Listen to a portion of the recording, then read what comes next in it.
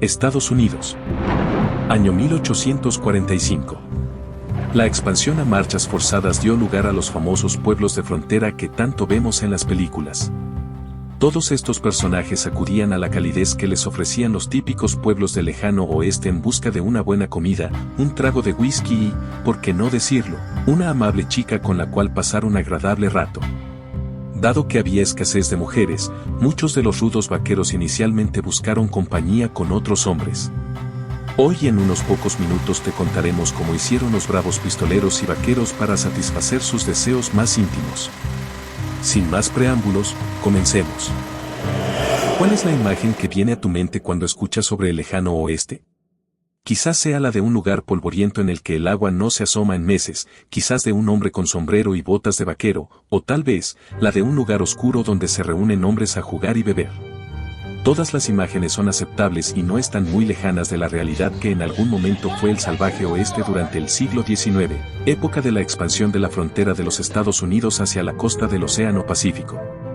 Durante ese tiempo, los habitantes de los recién creados Estados Unidos vivían en un continente sin explorar en su totalidad y dominado, en su gran mayoría, por nativos asentados ahí desde tiempos inmemoriales.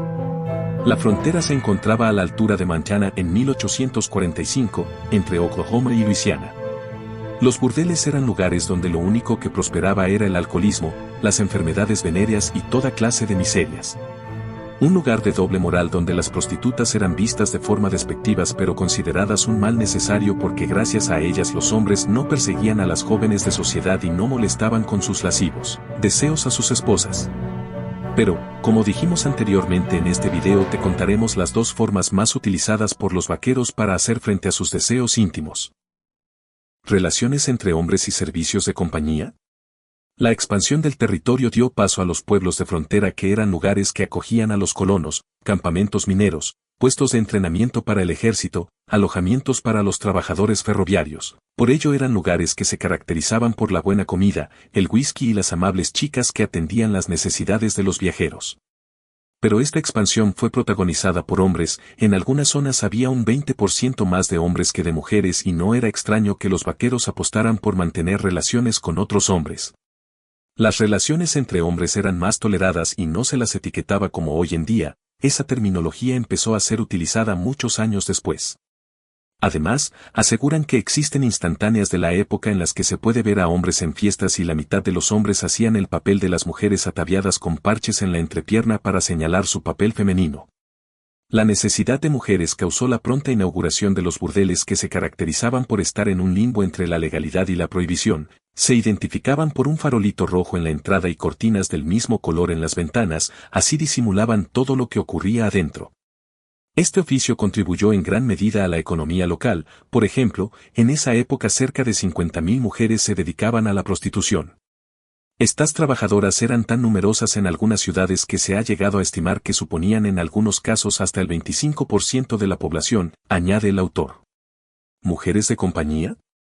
Las mujeres terminaban ejerciendo este oficio por múltiples causas, entre ellas porque quedaban abandonadas cuando sus padres morían, por perder la virginidad antes del matrimonio y en ocasiones más tristes por ser secuestradas por indios. Un ejemplo de ello cuenta la historia de Mary Elizabeth Levy Haley Thompson, quien fue conocida como Squirrel Tooth Alice, Alicia Dientes de Ardilla.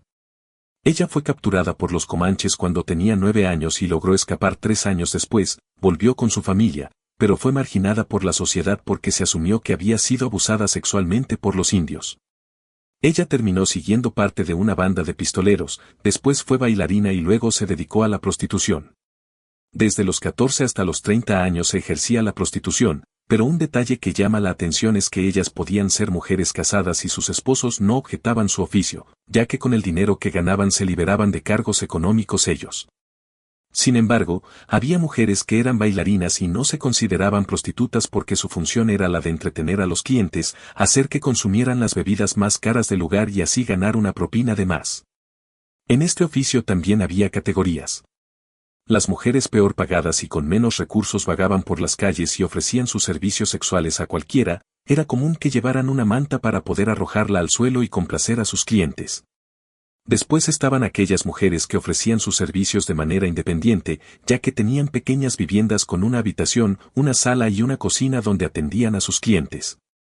Algunas madems mantenían una red de casas individuales en las que ponían a trabajar a las que tenían una edad superior. Pero por encima de estas, estaban las mujeres que trabajaban en los burdeles.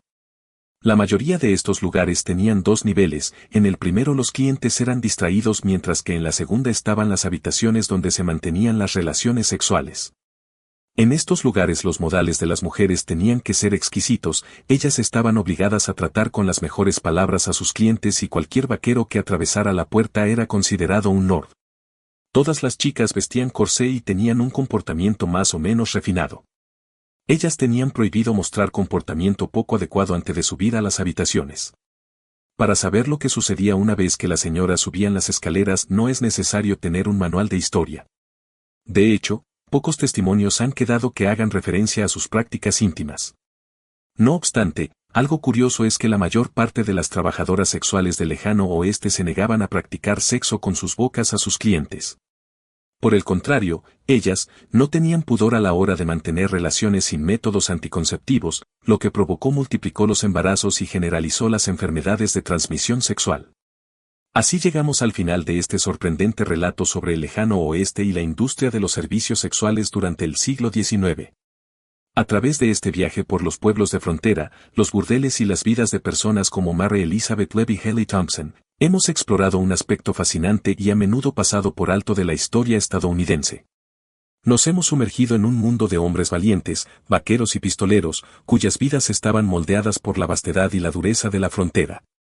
Hemos descubierto cómo la escasez de mujeres y la necesidad humana de compañía llevaron a formas inesperadas de satisfacer los deseos íntimos, desde las relaciones entre hombres hasta la proliferación de burdeles en las ciudades y campamentos del oeste. A través de estas historias, hemos visto la complejidad de la vida en el lejano oeste, donde la moralidad y la supervivencia a menudo chocaban, y donde las mujeres encontraban su lugar en una sociedad en constante cambio. Desde los rincones polvorientos de los pueblos fronterizos hasta los lujosos salones de los burdeles, cada rincón de este paisaje ha dejado su huella en la historia de América. Al recordar estas historias, recordamos que el lejano oeste no solo fue un lugar de aventuras y enfrentamientos, sino también un crisol de experiencias humanas, donde la vida cotidiana se entrelazaba con la búsqueda de fortuna, la supervivencia y, a veces, la esperanza. Con esto, concluimos nuestro viaje por el lejano oeste y la historia de la industria del sexo en esa época. Gracias por acompañarnos en este fascinante relato histórico.